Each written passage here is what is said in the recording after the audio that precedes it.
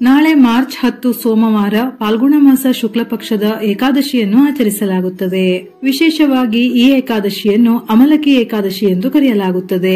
ಈ ಏಕಾದಶಿಯ ದಿನ ವಿಷ್ಣು ಸಮೇತ ತಾಯಿ ಲಕ್ಷ್ಮಿಯನ್ನು ಪೂಜಿಸುವುದಲ್ಲದೆ ಶಿವ ಪಾರ್ವತಿಯರನ್ನು ಪೂಜಿಸಬೇಕೆಂದು ನಿಯಮವಿದೆ. ಈ ದಿನ ನೆಲ್ಲಿಕಾಯಿ ಮರವನ್ನು ಪೂಜಿಸುವುದೇ ಈ ಏಕಾದಶಿಯ ವಿಶೇಷವೆಂದು ಪದ್ಮಪುರಾಣದಲ್ಲಿ ಉಲ್ಲೇಖಿಸಲಾಗಿದೆ. ಏಕಾದಶಿ ತಿಥಿ ಸಮಯ ಮಾರ್ಚ್ 9 ಬೆಳಿಗ್ಗೆ 7:45 ಆರಂಭವಾಗಿ ಮಾರ್ಚ್ 10 ಬೆಳಿಗ್ಗೆ 7:44 ಮುಕ್ತಾಯವಾಗುತ್ತದೆ. ಉದಯ ತಿಥಿಯ ಪ್ರಕಾರ ಅಮಲಕಿ ಏಕಾದಶಿಯನ್ನು ಮಾರ್ಚ್ 10 ಸೋಮವಾರದಂದು ಆಚರಿಸಲಾಗುತ್ತದೆ. ನಾಳೆ ಸರ್ವಾರ್ಥ ಸಿದ್ಧಿ ಯೋಗ, ಶೋಭನ ಯೋಗ ಮತ್ತು ಪುಷ್ಯ ನಕ್ಷತ್ರ ಸಂಯೋಗ ಸಂಭವಿಸುತ್ತದೆ. ಈ ಶುಭ ಸಮಯದಲ್ಲಿ ವಿಷ್ಣುವಿನ ಸಮೇತ ಲಕ್ಷ್ಮಿಯನ್ನು ಪೂಜಿಸಿದರೆ ದುಪ್ಪಟ್ಟು ಫಲಗಳು ಪ್ರಾಪ್ತಿಯಾಗುತ್ತದೆ. ಹಾಗಾಗಿ ನಿಮ್ಮ ಕೈಲಾದ ಮಟ್ಟಿಗೆ ವಿಷ್ಣು ಮತ್ತು ತಾಯಿ ಲಕ್ಷ್ಮಿಯನ್ನು ಆರಾಧಿಸಿ. ಅಮಲಕಿ ಏಕಾದಶಿಯ ಪೌರಾಣಿಕ ಕಥೆಯ ಪ್ರಕಾರ ಬ್ರಹ್ಮದೇವನು ವಿಷ್ಣುವಿನ ನಾಭಿಯಿಂದ ಹುಟ್ಟಿಕೊಂಡನು. ಬ್ರಹ್ಮನಿಗೆ ತನ್ನ ಬಗ್ಗೆ ತಿಳಿದುಕೊಳ್ಳುವ ಆಸೆಯಾಗಿ ವಿಷ್ಣುವಿನ ತಪಸ್ಸನ್ನು ಮಾಡಿದನು.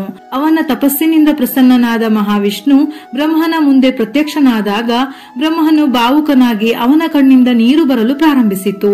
ಬ್ರಹ್ಮದೇವನ ಕಣ್ಣೀರು ಬಿದ್ದ ಸ್ಥಳದಲ್ಲಿ ನೆಲ್ಲಿಕಾಯಿಯ ಗಿಡ ಬೆಳೆಯಿತು. ಆಗ ವಿಷ್ಣುವು, ಇದು ನಿನ್ನ ಕಣ್ಣೀರಿನಿಂದ ಹುಟ್ಟಿಕೊಂಡಿದೆ. ಈ ಮರದ ಕಾಯಿ ನನಗೆ ತುಂಬಾ ಪ್ರಿಯವಾಗುತ್ತದೆ ಎಂದು ಹೇಳಿದನು.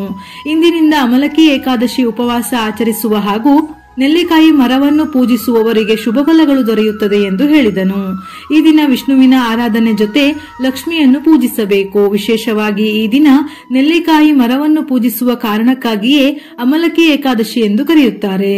ಇನ್ನು ವೈವಾಹಿಕ ಜೀವನದಲ್ಲಿ ಸಮಸ್ಯೆಗಳಿದ್ದರೆ ಈ ದಿನ ತುಳಸಿಯನ್ನು ಪೂಜಿಸುವುದರಿಂದ ಎಲ್ಲಾ ಸಮಸ್ಯೆಗಳಿಗೆ ಪರಿಹಾರ ಸಿಗುತ್ತದೆ.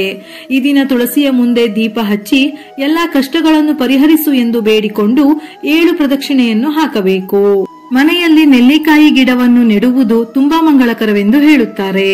ಇದರಿಂದ ಮನೆಗೆ ಪಾಸಿಟಿವ್ ಎನರ್ಜಿ ಸಹ ಬರುತ್ತದೆ ಹಾಗೂ ನೆಗೆಟಿವ್ ಎನರ್ಜಿ ಹೊರ ಹೋಗುತ್ತದೆ.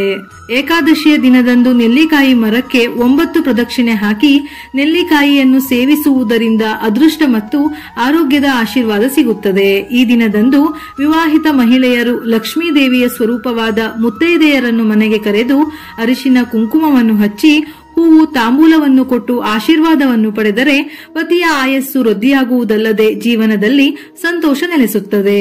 ನಿಮ್ಮ ವೃತ್ತಿ ಜೀವನದಲ್ಲಿ ಯಶಸ್ಸನ್ನು ಪಡೆಯಲು ಈ ದಿನ 21 ತಾಜಾ ಹಳದಿ ಹೂವುಗಳ ಹಾರವನ್ನು ಮಾಡಿ ವಿಷ್ಣುವಿಗೆ ಅರ್ಪಿಸಿ. ನಿಮ್ಮ ಕೈಲಾದ ಯಾವುದಾದರೂ ಸಿಹಿಯನ್ನು ನೈವೇದ್ಯಕ್ಕೆ ಅರ್ಪಿಸಿದರೆ ಯಶಸ್ಸು ಪ್ರಾಪ್ತವಾಗುತ್ತದೆ. ಈ ದಿನ ಅರಿಶಿನ ಮತ್ತು ನೆಲ್ಲಿಕಾಯಿಯನ್ನು ದಾನ ಮಾಡಿದರೆ ಕೋಟಿ ಜನ್ಮಗಳ ಪುಣ್ಯದ ಜೊತೆ ಅದ್ಭುತ ಫಲಗಳು ಪ್ರಾಪ್ತಿಯಾಗುತ್ತದೆ. ವಿಷ್ಣುವಿಗೆ ಪ್ರಿಯವಾದ ಮರಗಳಲ್ಲಿ ನೆಲ್ಲಿ ಮರವು ಒಂದು. ಏಕಾದಶಿ ವ್ರತವನ್ನು ಆಚರಿಸದೇ ಇದ್ದರೂ ಈ ದಿನ ತಪ್ಪದೆ ನೆಲ್ಲಿ ಮರವನ್ನು ಶ್ರದ್ಧೆಯಿಂದ ಸ್ಪರ್ಶಿಸಿ ನೀರನ್ನು ಅರ್ಪಿಸುವುದು ಅಥವಾ ನೆಲ್ಲಿ ಮರದ ಬೇರಿಗೆ ಹಸಿ ಹಾಲನ್ನು ಅರ್ಪಿಸಿ ತುಪ್ಪದ ದೀಪವನ್ನು ಹಚ್ಚಿ ಪ್ರದಕ್ಷಿಣೆಯನ್ನು ಹಾಕಿದರೆ ತುಂಬಾ ಒಳ್ಳೆಯದು. ಈ ದಿನ ಸಂಜೆ ನೆಲ್ಲಿ ಮರದ ಕೆಳಗೆ ಸಾಸಿವೆ ಎಣ್ಣೆಯ ದೀಪವನ್ನು ಹಚ್ಚಿ ಪ್ರದಕ್ಷಿಣೆ ಹಾಕಿದರೆ ತುಂಬಾ ಶ್ರೇಷ್ಠ. ಈ ದಿನ ನೆಲ್ಲಿ ಮರವನ್ನು ನೆಡುವುದು ಕೂಡ ಬಹಳ ಶ್ರೇಷ್ಠ. ಈ ದಿನ ಸಂಜೆ ವಿಷ್ಣು ಸಮೇತ ತಾಯಿ ಲಕ್ಷ್ಮಿ ಅಂದರೆ ತುಳಸಿಯ ಮುಂದೆ ತಪ್ಪದೆ ತುಪ್ಪದ ದೀಪವನ್ನು ಹಚ್ಚಿ ಈ ದಿನ ಏಕಾದಶಿ ವ್ರತವನ್ನು ಉಪವಾಸದ ಸಮೇತ ಶ್ರದ್ಧಾ ಭಕ್ತಿಯಿಂದ ಆಚರಿಸಿದರೆ 1000 ಗೋವುಗಳ ದಾನ ಮಾಡಿದಷ್ಟು ಪುಣ್ಯ ಫಲ ಪ್ರಾಪ್ತಿಯಾಗುತ್ತದೆಯಂತೆ. ಉಪಯುಕ್ತ ಮಾಹಿತಿಯೊಂದಿಗೆ ಮತ್ತೆ ಭೇಟಿಯಾಗೋಣ.